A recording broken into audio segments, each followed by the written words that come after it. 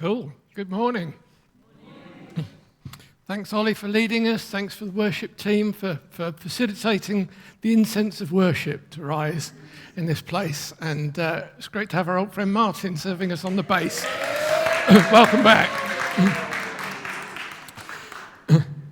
Cool. So we're getting on with this series in Genesis, aren't we? Up to chapter 20 already, in which Abraham gets a proper lesson in godliness from a king who doesn't even know God, a heathen king. Let's get straight into it, and starting at verse 1, and I hope you can just about read that, or feel free to follow it in your own device, Bible, whatever. Now, Abraham moved on from there into the region of the Negev and lived between Kadesh and Shur. For a while he stayed in Gerar, and there Abraham said of his wife Sarah, "She is my sister." Then Abimelech, king of Gerar, sent for Sarah and took her. But God came to Abimelech in a dream one night and said to him, "You're as good as dead because of the woman you have taken. She is a married woman." Now Abimelech had not gone near her, so he said, "Lord, will you destroy an innocent nation? Did he not say to me, 'She is my sister'? And didn't she also say, 'He is my brother'? I have done this with a clear conscience and clean hands." Now, if you've been following this series and you were here for chapter 12, you might get a sense of deja vu reading that story, right? A couple of weeks ago, I did a silly thing. I was going out first thing in the morning, and I put my jacket on, and I got the keys out, and I unlocked the door, because I always lock the front door at night, and I stepped out the door, and as I was closing the door, I suddenly realized I'd left the keys on the inside. And I normally check my pocket for the keys before I shut the door, but I guess in my head I knew I'd taken them out already. So now I've made myself a mental. The stupid thing is I have a key on the inside that I use specifically for unlocking and locking the front door at night. But for some reason I didn't use it. So I've given myself a mental rule that these keys stay in my coat pocket until I'm outside the door. Because if there's one thing I hate more than making a stupid mistake, it's making the same stupid mistake twice. Abraham clearly had no such concern. Because what he did in Egypt with the Pharaoh, saying that Sarah was his sister because he was afraid that they would envy her and somebody would want to take Sarah for themselves and kill him. He makes the same mistake over and again. And actually, we learn later on, he's been doing this through the whole journey, everywhere they've gone. It's just that most of the places he's got away with it. But here, for the second time, it gets him into trouble, and his wife too. And I want to just compare Abraham and Abimelech. You know, this great man of faith, this prophet of God, this father of nations, the father of our faith, this great example to us, and this heathen pagan king. Let's compare the two and see which one comes out smelling like roses and which one comes out with egg on their face. The first thing I notice about Abraham is manipulative. He manipulates Abimelech and the people by twisting and distorting the truth. She is my sister. Turns out, we'll see a little bit later on, actually she's his half-sister, the daughter of, I think, is his mother but not his father. Technically, half-sister. And that doesn't change the fact, Abraham, she is your wife. Twisting and distorting the truth and using it against people. What's the stew like, dear? Well, it's nice, but it is a little bit salty. Oh, you always hate everything I cook. No, I don't hate it, and it's not always, and it isn't everything. It's just this one particular stew, you put a little bit too much salt in. It's that kind of stuff. It's coercive, it's manipulative, it's not loving. And what we get back is not love because it isn't freely given, because the person has been emotionally pressured into a response. And that's what Abraham is doing here. And not only has he manipulated Abimelech and the people of the land, he's manipulated his own wife. Because when he comes to explain himself to Abimelech in verse 12 and 13, this is what he says. Besides, she really is my sister, the daughter of my father, though not of my mother, and she became my wife. And when God had me wander from my father's household, I said to her, this is how you can show your love to me. Everywhere we go, say of me, he is my brother. Okay, now, complete the following sentence. If you really loved me, you would. It's the oldest play in the book, isn't it? Yeah, if you loved me, you would buy me that thing I really want. If you loved me, you would take me to Paris, the Bahamas, wherever.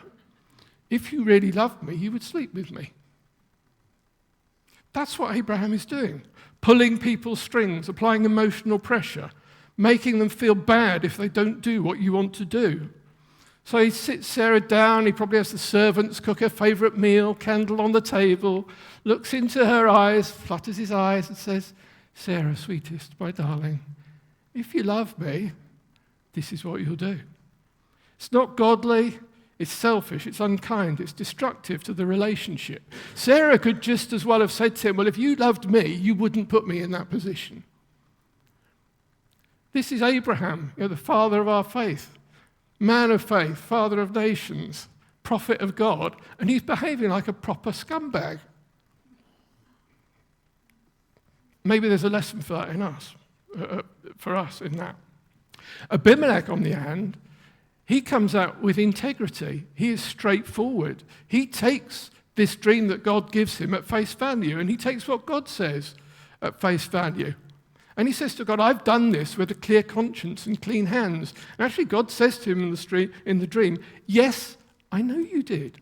I know you did. God actually agrees with him when he says he has a clear conscience. And let's see what else he does and doesn't do. He doesn't plot and maneuver against God secretly and find ways to get back at him. He doesn't gossip. He doesn't go into his court and say, you'll never guess what that blighter Abraham done to me. Look at the situation he's put me in. No, he calls him in and speaks openly and honestly to him. Jesus said, if you have something against someone, go and talk to them. Go and talk to them. Don't gossip about them. Don't try and get your own back. Don't be vindictive. Go and talk to them. It's hard, isn't it? If you feel that somebody's hurt you or wronged you, to actually go and face them, it's hard, it's tough. But listen, honestly, anything else is just cowardly. It's just cowardly. It's not facing up to the situation. And it's damaging and divisive. But Abimelech's direct approach makes it possible to repair the damage that Abraham has done. So what do we want to be? Do we want to be damagers or repairers of damage? Let's move on. Oh yeah, I'm a bit behind. That's Abraham for you. So he's manipulative, whereas Abimelech is straightforward. Moving on. Then God said to him in the dream, yes, I know you did this with a clear conscience, and so I've kept you from sinning against me. That is why I did not let you touch her. Early the next morning, Abimelech summoned all his officials, and when he told them all that had happened, they were very much afraid. Then Abimelech called Abraham in, spoke to him, said, what have you done to us? How have I wronged you that you've brought such great guilt upon me and my kingdom? You've done things to me that should never be done.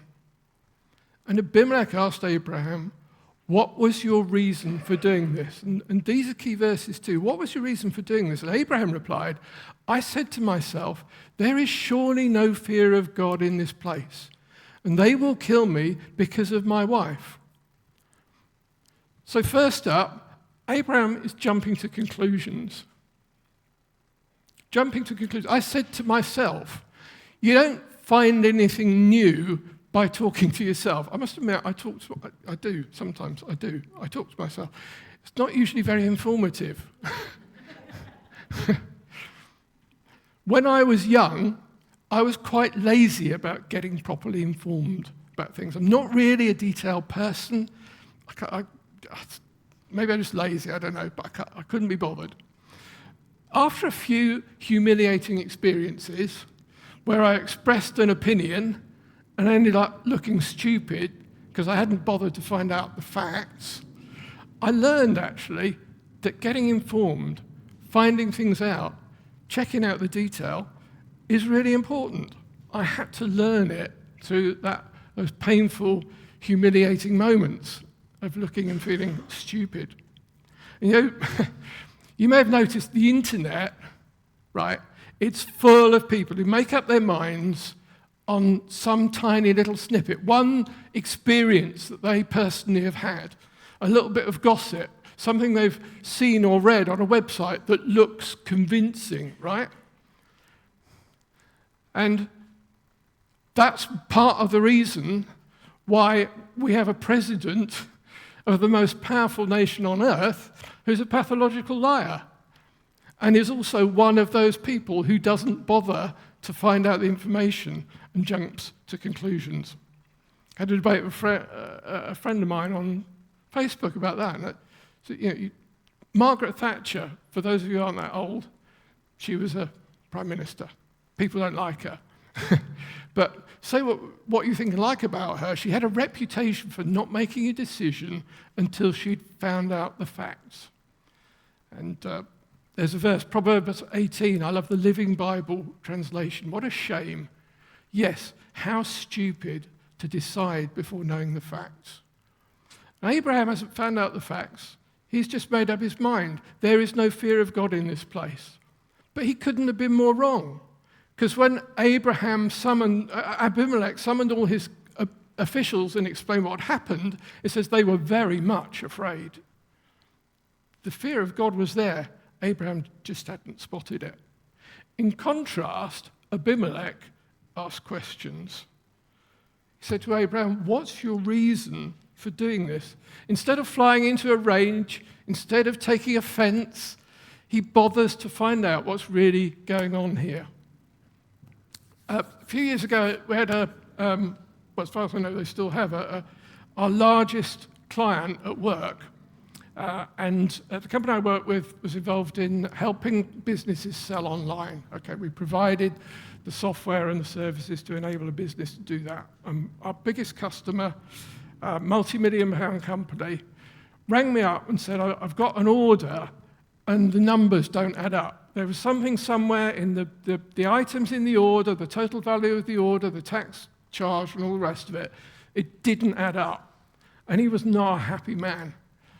And so I got the database, I looked at the order, looked at every detail of the order. There's no obvious reason why the numbers were wrong.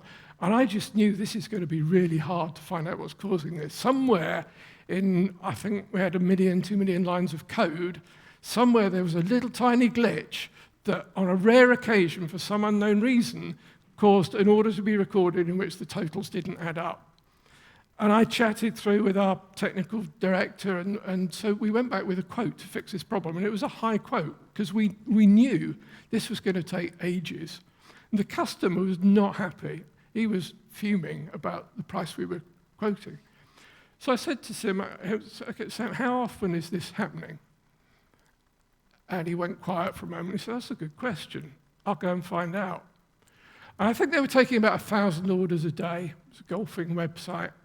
And he went back through 2 years' worth of orders. It's a lot of orders. And I think he found 2. And he came back to me and said, no, you're right. It's not worth worrying about. We'll handle it manually when it happens. Sometimes just to find out what's really going on leads you to a solution that might be a lot simpler than you thought it was going to be. And Abimelech, that's what he wants to do. Before he judges, he wants to understand. You know, sometimes people do bad things for understandable reasons. That's not excusing their behavior, but understanding why, explaining why have they done this? Why are they speaking like this? What's driving them is really important if we're going to resolve the issue, you know, if it's a disagreement or whatever. Abimelech took the time and trouble to find out why Why has this happened? He didn't jump to conclusions. Then thirdly, we find that Abraham was fearful. He was afraid. They will kill me because of my wife, he said. This man of God, this prophet of God, this man of faith, this man who's just pursued 5 armies, if you were here for the story, pursued 5 armies, defeated them in a dawn raid, rescued his nephew Lot and all the hostages and returned them to their homes, is afraid. This man who knows the promise of God to him, that God has said, you'll have many descendants, and his first son hasn't been born yet, he's afraid that he's going to die. We saw last week how Lot was prepared to sacrifice his own daughters to placate a mob that's banging at the door. Fear makes Abraham willing to sacrifice his own wife. Fear, is the opposite of faith. And Abraham's a man of faith. He believes God, but in this particular area, there's a lingering fear. My eldest daughter and son-in-law, a few years ago, they took a gap year and they traveled around the world. And one of the places they went, they were staying in a city. They went out for a walk in the evening, sort of walking around the block, and they saw what looked like a short cut back to the hotel. They could see it, the other end of a street in the distance, much nearer than what they just walked. So they started heading towards it. And they started to notice this street was a bit run down and rather dark and felt kind of threatening. And then somebody stepped out of this dark doorway and said to them, "What are you doing here? You need to get out of here right now." Now, my son-in-law, my eldest son-in-law, he is a tall, broad-shouldered Metropolitan Police officer with a lot of experience of dealing with violence and stuff. But he told me they legged it out of there as fast as they could. There is a fear that just grips you, that suddenly comes upon you, and makes your heart beat and your mind race and all the rest of it. But there's also a fear, another kind of fear, a low-level fear, isn't there, that kind of sneaks up on you, gets a hold of you, makes you its prisoner without you even notice. It doesn't galvanize you into some sort of action, not the fight or flight instinct, or in my case, usually just flight. It's not that, but it boxes you in to this narrow world, and you daren't cross the boundary that fear sets for you. You can't go there, you can't do this because of fear. And that kind of fear has haunted Abraham all through his travels. Even since he left we'll see shortly. It's unreasonable. It's based on a small possibility that's blown up in his mind way beyond the reality. It also makes you fear, that kind of fear also makes you hold things close and cling to things. Have you ever held back from giving something because you thought you might need it one day? Or you're afraid of just giving too much and ending up with not enough? Happens, doesn't it? I've got books, I've got quite a lot of books. And I buy a book as a reference, or I read it because it's interesting. I think, I'll hang on to that. It might be useful one day. Most of them just sit on the shelf and never get touched again. Abimelech's not like that, though. He is generous. He doesn't seem to have the same kind of fears that Abraham has. He's not afraid to give, to let stuff go. Sheep, cattle, male and female slaves, that's a whole interesting moral discussion, isn't it? But anyway, we'll park that. 1,000 shekels of silver he gives. That's about 12 kilos. Imagine 12 bags of sugar, but full of silver. That's almost 10,000 pounds worth in today's money. That's a pretty generous gift, even allowing for the kind of hyperbole that that ancient literature is renowned for, and certainly in the Old Testament. It's a very generous gift. He could reasonably have demanded compensation from Abraham for lying to him, but instead he chose to compensate Abraham for the unintentional offense against Sarah. Moving on, and coming to the last. Then Abimelech brought sheep and cattle and male and female slaves, gave them to Abraham, and he returned Sarah his wife to him. And Abimelech said, "My land is before you, live wherever you like." And to Sarah he said, I'm giving your brother 1,000 shekels of silver to cover the offense against you. You are completely vindicated. And lastly, I want to compare Abimelech not with Abraham, but with Pharaoh in the previous story, because Pharaoh was vengeful. He was very generous when he thought he was going to get to have Sarah for one of his wives. But when he found out that he'd been lied to, he was vengeful. And it says, Pharaoh gave orders about Abraham to his men, and they sent him on his way. They sent him packing, back into the desert, back to the famine that they fled Egypt from, just kicked them out. And it's natural, isn't it, when we've been wronged, or we feel we've been wronged, to want some kind of justice. Yeah? Because you want the person to be taught a lesson. We had a situation a few years ago in our church where there was a misunderstanding, genuine misunderstanding between two people that left one of them feeling sincerely wronged and was very hurt. But the problem was they were completely unwilling to listen or even consider the possibility they might have misunderstood from the very beginning. And they refused to have anything to do with the person that they felt had offended them, and it caused huge problems and division in the church. Isn't it ironic that when we're the guilty party, we want mercy? When we've done wrong, we want mercy. I don't want to be punished. I'd like to be forgiven, please. But when we're the victim, we want justice, and sometimes even revenge. At the very least, we want the offender to experience pain, to experience something, the pain that we've experienced, to be punished. And then if something bad happens to them, we think, well, it serves them right. You ever felt like that? Ever thought like that? That's their karma in another world.